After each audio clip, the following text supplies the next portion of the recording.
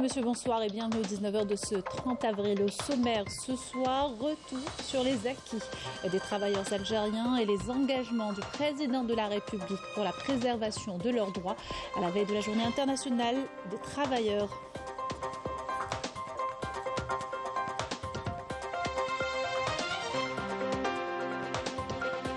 Sortie de la 16e promotion de médecins, lieutenants et de la 47e promotion d'agents de la protection civile. Cérémonie présidée par le ministre de l'Intérieur, Brahim Berla. Nous l'écouterons tout à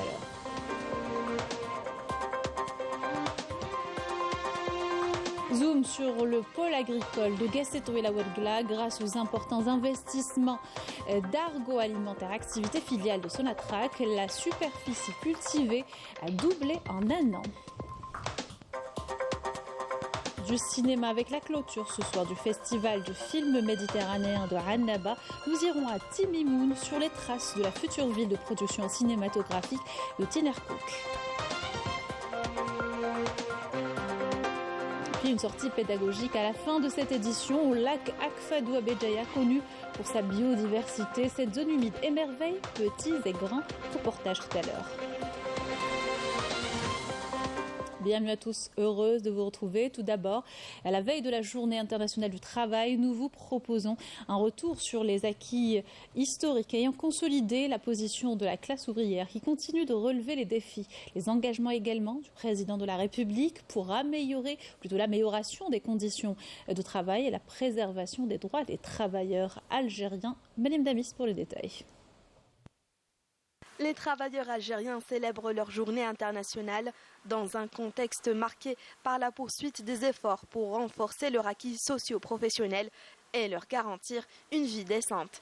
Une politique qui vise à motiver la classe ouvrière à participer activement au programme de développement économique engagé par l'État.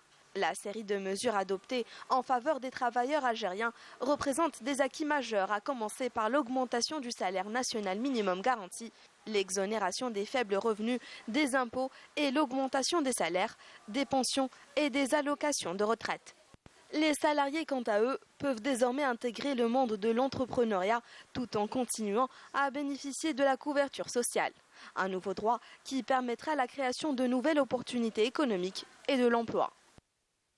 Ce nouveau droit permet aux travailleurs de bénéficier en toute sécurité d'un congé sans solde ou bien de recourir au travail à temps partiel pour pouvoir réaliser son projet et créer une entreprise. Dans le cadre du congé, le travailleur réintègre son poste de travail ou bien un poste de travail de rémunération équivalente. S'il a choisi le recours au travail à temps partiel, il est dans son poste de travail, il va être réemployé à temps plein. Si le travailleur décide avant l'expiration de la période accordée de réintégrer son poste de travail, il va faire une demande à l'employeur, mais elle est conditionnée par l'accord de l'employeur. L'État a également tenu à promouvoir le dialogue social et à encadrer l'action syndicale pour préserver les droits des travailleurs. La participation des organisations syndicales au dialogue social à tous les niveaux étant un acquis démocratique et un pilier fondamental pour soutenir la croissance et la stabilité sociale. Tenue d'une ouverture ce mardi d'un forum important à Doha, cette session sous le thème perspective de coopération conjointe entre ambition et défi, une occasion pour les pays de ces deux espaces régionaux de discuter des opportunités de coopération dans différents domaines politiques, économiques et culturels, pour ce qui est de renforcer la coopération vers des perspectives répondant aux aspirations des peuples. Mohamed Attaf, le ministre des Affaires étrangères de la communauté nationale à l'étranger, a mis en avant les moyens et les capacités colossaux dont disposent les pays. Il est nécessaire de les employer dans des partenariats constructifs et productifs et aplanir les obstacles et les entraves économiques. Je vous invite à l'écouter. فإننا نرى En priorité, nous comptons orienter nos efforts conjoints vers la défense et le soutien de la cause palestinienne, la cause la plus juste au monde, la plus importante, mais aussi la plus ancienne de l'histoire de l'organisation onusienne. La cause palestinienne doit aujourd'hui être au centre des priorités de la communauté internationale, notamment en cette conjoncture cruciale. Ce dossier a par ailleurs besoin de nos voix et de nos positions, mais aussi de nos efforts, qu'ils soient individuels ou conjoints, en vue de faire pression et mettre un terme à l'agression sioniste contre la bande de Gaza. Il est impératif de permettre aux aides humanitaires d'atteindre leur objectif, mais surtout de mettre fin au génocide commis contre nos frères palestiniens. En marge de ce forum auquel a pris part le ministre des Affaires étrangères, chargé par le président de la République, le ministre des Affaires étrangères de la communauté nationale à l'étranger, Ahmed Attaf, a été reçu par le Premier ministre et ministre des Affaires étrangères de l'État du Qatar, Cheikh Mohammed bin Abdulrahman bin Jassim Al Thani. Les deux parties ont salué la dynamique des relations algéro-qataries conformément au cap fixé et à la vision ambitieuse tracée par les dirigeants des deux pays. Les deux responsables ont mis en avant la convergence et la complémentarité des efforts déployés par le Qatar et l'Algérie en vue de parvenir à un cessez-le-feu permanent et de replacer la cause palestinienne dans son véritable contexte. Ahmed Attaf a également eu des entretiens avec ses homologues du Liban, du Soudan, de Mauritanie, de l'Azerbaïdjan, de Somalie. Des entretiens qui ont permis de passer en revue les relations bilatérales avec ces pays frères et amis et de discuter des questions d'intérêt commun au niveau régional et international. Le ministre de l'Intérieur, des collectivités locales et de l'aménagement du territoire, Brahim Red, a présidé ce mardi à Alger la cérémonie de sortie de la 16e promotion de médecins lieutenants et de la 47e promotion d'agents de la protection civile. La cérémonie s'est déroulée à l'unité d'instruction et d'intervention de la protection civile de Dar el-Baïda. Les deux promotions comptent 27 médecins lieutenants et 600 agents des 10 wilayas nouvellement créés conformément à la stratégie du président de la République, Ahmed Tebboune, visant la généralisation du développement dans toutes les wilayas du pays. Les promotions sortantes, qui comptent également des éléments de la protection civile de l'État de Palestine, de la Syrie, de la Mauritanie, ont reçu une formation de qualité dans différentes spécialités. En marge de cette cérémonie. Comme nous le constatons, la protection civile est en nette évolution. Elle dispose aujourd'hui des moyens opérationnels, des compétences et d'une grande efficacité. Cela répond aux aspirations du président de la République qui a voulu renforcer les wilayas nouvellement créés avec toutes les infrastructures nécessaires, notamment en garantissant les moyens d'intervention pour sauver la vie des citoyens et leurs biens.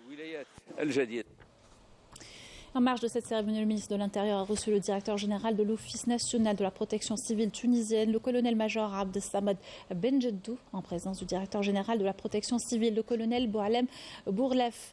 La rencontre a été l'occasion de passer en revue la réalité de la coopération opérationnelle et la coordination entre les appareils des deux pays, notamment à la lumière de la volonté politique qui a lancé une nouvelle ère de partenariat après la rencontre de Carthage. Le président du Conseil national de la recherche scientifique et des technologies, Mohamed Tahar Abdelli, a reçu le conseiller diplomatique de la première ministre italienne en charge du plan Mattei, Fabrizio Saggio. Les deux parties ont passé en revue les moyens de renforcer la coopération dans le domaine de l'énergie et les mines. La coopération entre les deux pays, qualifiée d'excellente, a également été abordée. À l'occasion, le conseiller a fait une proposition à l'Algérie autour du plan Mattei. Un volet économie à présent avec tout d'abord ce projet vital pour le port de Béjaïa, la pénétrante autoroutière qui doit relier le port à Ahnif atteint sa phase finale. La deuxième plus importante pénétrante en Algérie permettra de fluidifier la circulation routière, de désenclaver les communes traversées et redynamiser l'activité économique dans la région. Ouali Azouz, Raouf Hamouch. C'est l'avant-dernière étape avant la mise en service de la pénétrante conçue sur 100 km entre Ahnif et le port de Béjaïa. Après avoir surmonté une série d'obstacles, ce tronçon de 15 km a atteint sa phase finale avec un taux d'achèvement dépassant les 90%. Chaque étape a été minutieusement suivie et contrôlée par les autorités locales. Lorsque le dernier tronçon sera achevé, cela va avoir un grand apport sur l'aspect économique et touristique de la région. C'est une très bonne nouvelle pour nous, les usagers de la route. Désormais, nous mettons moins de temps pour se rendre à Béjaïa. Deuxième plus importante pénétrante autoroutière en Algérie, cet axe routier aura pour but de fluidifier la circulation routière, de désenclaver les communes traversées par la pénétrante et de redynamiser l'activité économique de la wilaya de Béjaïa et des wilayas limitrophes. Sur les 100 km du projet, 84 km ont été ouverts à la circulation jusqu'à présent. Actuellement, les travaux de réalisation concernent l'échangeur de Ouedrir au niveau du PK11, un ouvrage d'art d'une grande importance. Y compris l'échangeur de Ouedrir. Le projet revêt une dimension socio-économique indéniable, comme il facilitera les échanges commerciaux entre le port de Béjaïa et les zones industrielles, tout en assurant également une sécurité optimale aux usagers de la route. Lancé en 2013, ce projet a accusé un important retard dû à des contraintes diverses, notamment celles inhérentes à la topographie et aux considérations géotechniques des sols. Un véritable challenge que les compétences algériennes sont en train de relever. À Ouergla, la région de Guessetouil enregistre une véritable embellie dans le secteur agricole après d'importants investissements engagés par Agroalimentaire Activité, filiale de la Sonatrach. Un projet d'envergure grâce auquel la superficie cultivée a dépassé les 3700 hectares, nous dit Raouf Hamouche. Après la relance du méga projet agricole de Guessetouil, géré par la société Agroalimentaire Activité, filiale du groupe Sonatrach, c'est le paysage de toute la région qui a été transformé avec des milliers d'hectares de culture.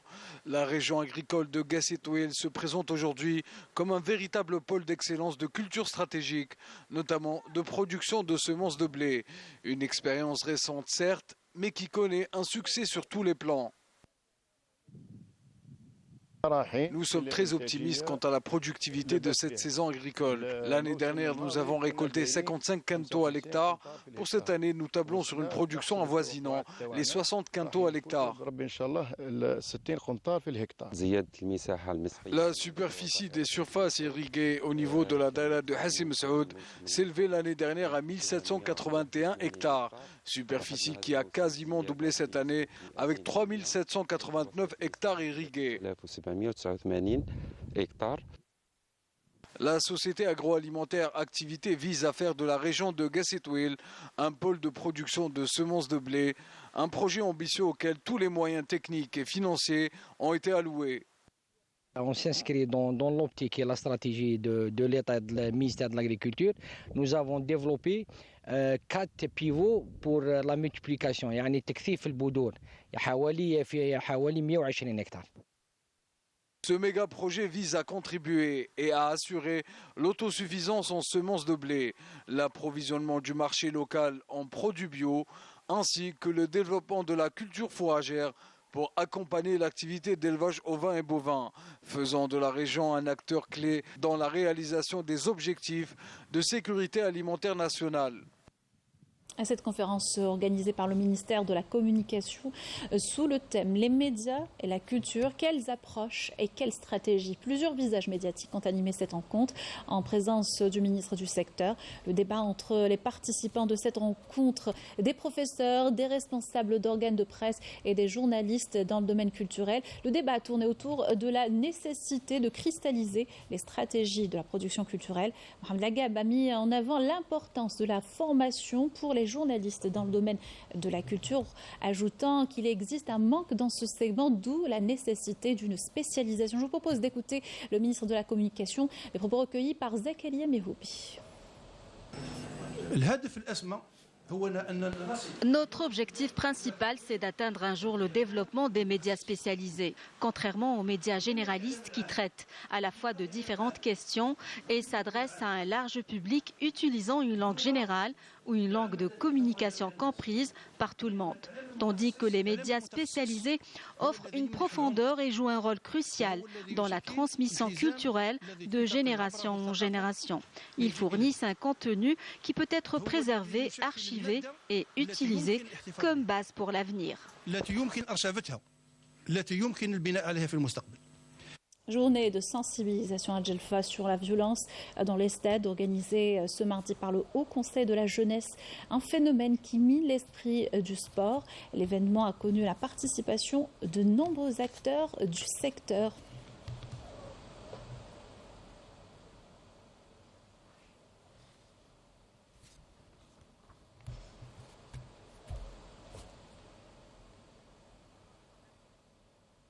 À l'étranger, le Hamas prépare sa réponse à une offre de trêve de plusieurs semaines dans la bande de Gaza. Une contre-proposition lui a été faite hier, comportant un cessez-le-feu de 40 jours avec un échange d'otages.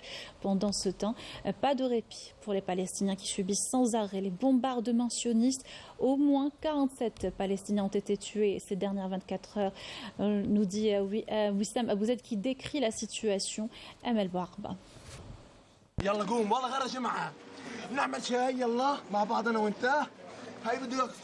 La douleur de ce Palestinien dévasté par la perte déchirante de son ami, mort sous les bombardements de l'armée d'occupation, incarne celle des innombrables victimes de la barbarie sioniste. Depuis 7 mois, des familles entières sont décimées dans les frappes sionistes, comme ici à Rafah, au sud de l'enclave, où 20 Palestiniens sont tombés en martyrs hier. Des témoignages bouleversants que le correspondant de la télévision algérienne à Gaza, Wissam Abouzaïd, rapporte depuis le 7 octobre dernier.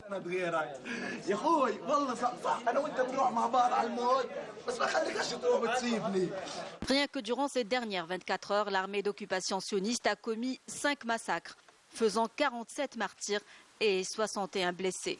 Des quartiers entiers et des maisons ont été réduits en poussière. Les corps de nombreuses autres victimes palestiniennes, la plupart des enfants et des femmes, sont toujours coincés sous les décombres. Nous avons pu évacuer les corps des martyrs et des blessés vers les hôpitaux de Rafah. Nous sommes à la recherche d'autres corps sous les décombres, essentiellement des femmes et des enfants.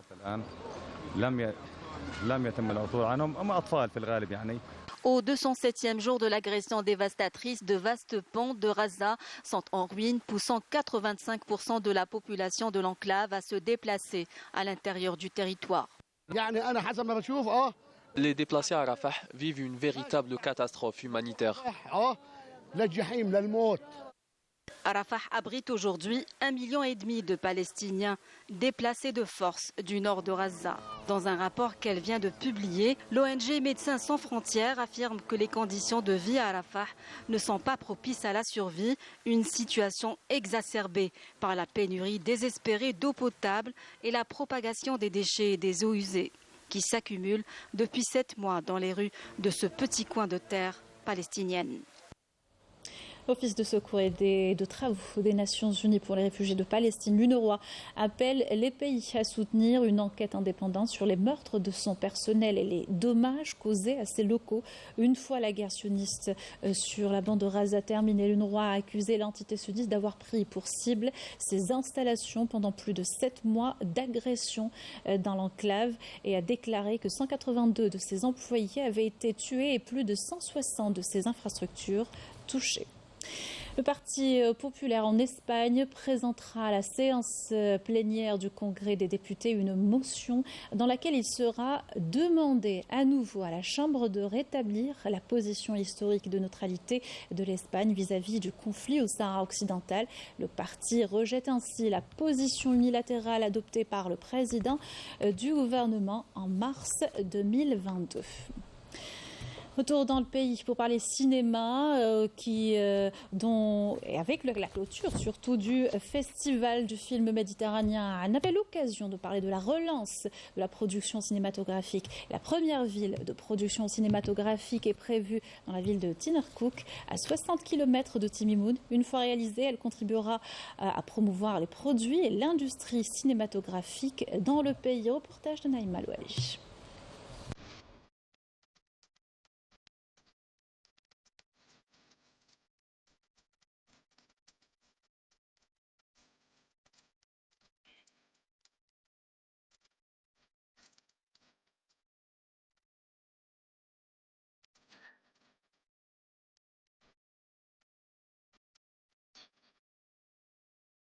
Voici la citadelle élue pour devenir la première cité cinématographique à l'échelle nationale.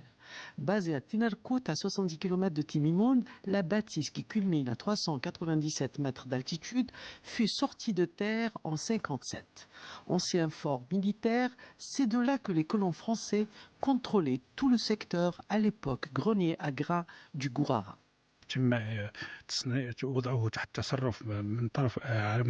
Cette cité a été récemment mise sous la tutelle du Centre national du développement du cinéma. Prochainement, elle abritera des complexes cinématographiques qui accompagneront producteurs et autres réalisateurs du 7e art.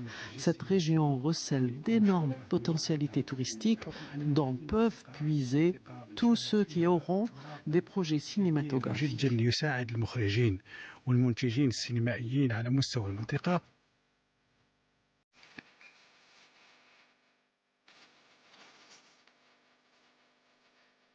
Construit par des ouvriers locaux selon des normes architecturales antiques, ce fort, qui fut aussi un centre de torture, a eu plusieurs destinées. Site de rencontres culturelles, caravansérail, oublié de la topographie régionale et aujourd'hui promu première cité du 7e art. لحد الآن أول عملية بعد وضعه تحت استلامه من طرف وزارة الثقافة. Récupéré par le ministère de la Culture, les études concernant cette ville cinématographique sont finalisées et nous attendons d'entamer les travaux incessamment. Ces travaux seront bien entendu accompagnés conjointement et par le ministère de la Tutelle et par celui de l'Environnement et par CAPTER, le centre spécialisé du bâti en terre. Celui-ci veillera à ce que les travaux respectent le modèle antique de l'architecture du Sud, à même d'offrir aux acteurs du cinéma les décors idéaux pour leur production.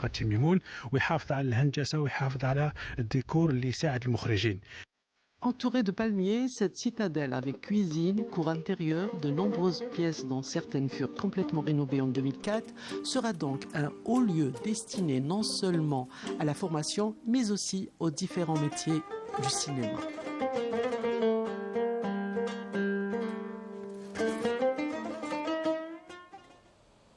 Et on termine notre journal avec cette sortie rafraîchissante en tout point au lac Akfadou à Béjaïa, où le lac Noir, connu pour sa grande biodiversité. Une visite particulière puisque ce sera en compagnie d'enfants.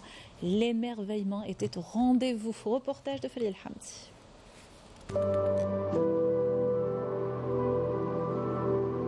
Nous sommes à environ 1600 mètres d'altitude, l'un des plus importants massifs forestiers d'Afrique du Nord, la forêt d'Akfadou.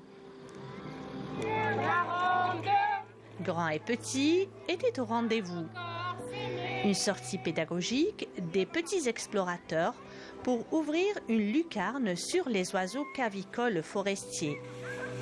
Depuis à peu près une année et demie, on a mis en place une section dédiée aux enfants, une section pédagogique, alors qui est articulée en deux axes. Alors, on fait des actions pédagogiques avec les enfants sur la connaissance et la conservation de la nature, c'est-à-dire qu'on met les enfants en immersion. Ils font un travail, on explique et ensuite on tire les conclusions. Et aussi, on a un autre axe qui est un axe culturel, c'est des activités pédagogiques culturelles pour l'éveil aux sciences et aux arts. On va fixer des nichoirs sur les arbres, on est là en forêt d'Akfadou. Quel drôle! Des trous, etc. Mais regardez, pour voir les oiseaux ne vont pas rester à côté. Donc on va les voir, si on s'approche trop, ils s'enfuient, donc c'est pas possible. On est venu pour placer les nichoirs et tout. Que vous avez fabriqué. Quand on a fabriqué. Voilà, جينا هنا باش نشوفوا les animaux ونتعلموا كيفاش نتعلموا هكا الطبيعة واش هذه اسمها يفو با نعفسوا هذه ويفو با نقطعوا هذه يفو هكا. Faut respecter la nature.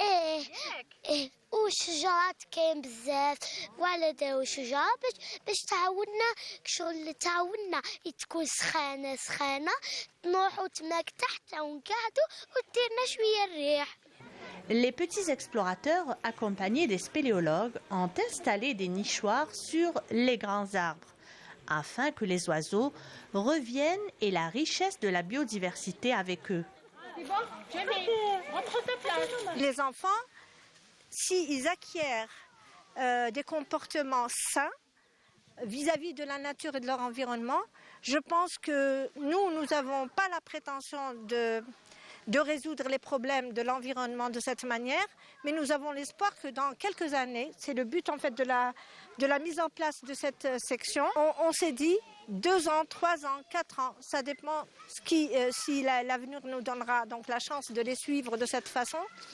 On pourra peut-être leur donner la possibilité d'ancrer des comportements sains vis-à-vis de la nature.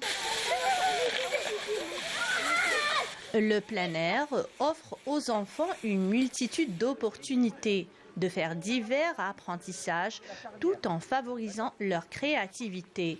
Ces activités offriront la possibilité aux enfants de s'ouvrir sur le monde qui les entoure et elles stimuleront leur curiosité. Voilà qui termine notre édition. Merci de l'avoir suivi. Excellente soirée sur Canal Algérie.